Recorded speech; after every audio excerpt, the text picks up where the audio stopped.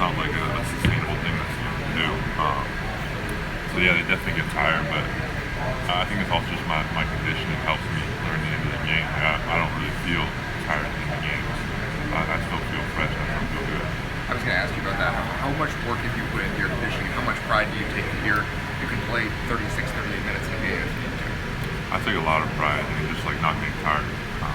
I've always kind of said that. Like I think it's kind of like a mindset. You just gotta tell yourself, like, I'm not tired. Maybe my body starts slowing down. Maybe I'm sweating more. Maybe I'm breathing heavy. But like, I'm not tired. I'm good. I can still play. When did that start? When did you notice that you had a lot of endurance, that you could go for long periods?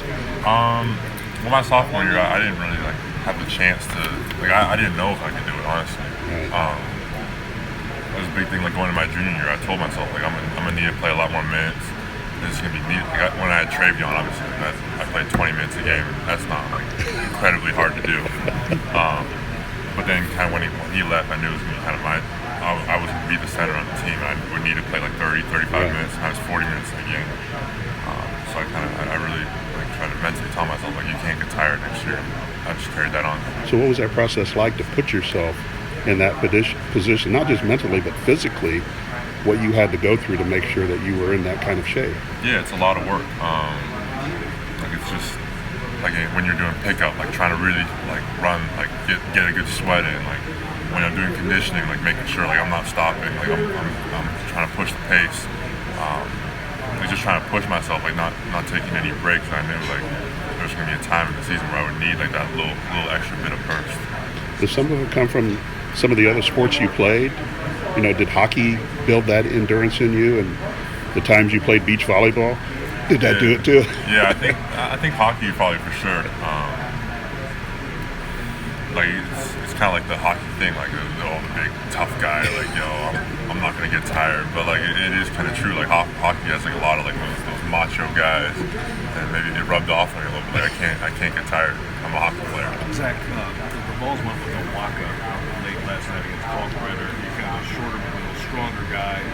What do you see from those two, Edey and Waka, and then you see how they've grown since you saw them in Hawaii? Yeah, they're good players. They're very different. Kind of complement each other a little bit. Like with Edey, more of he can shoot the ball a little bit. He's taller, obviously, and then Waka kind of like that shorter but stockier, more physical guy. They contrast and complement each other pretty well. So what do you remember from the first time you guys faced Tennessee that you're going to take into tomorrow? I mean, they're a good team. It was kind of the game we played them. There was a lot of fouls, so it was kind of a weird rhythm game. But they're a good team. They have really good players, and we're gonna be ready for them. Zach, what's the angriest you've ever seen for a guy that has ever Pardon? Angriest you've ever seen that game? Probably after my freshman year, after we lost to Clemson, I think.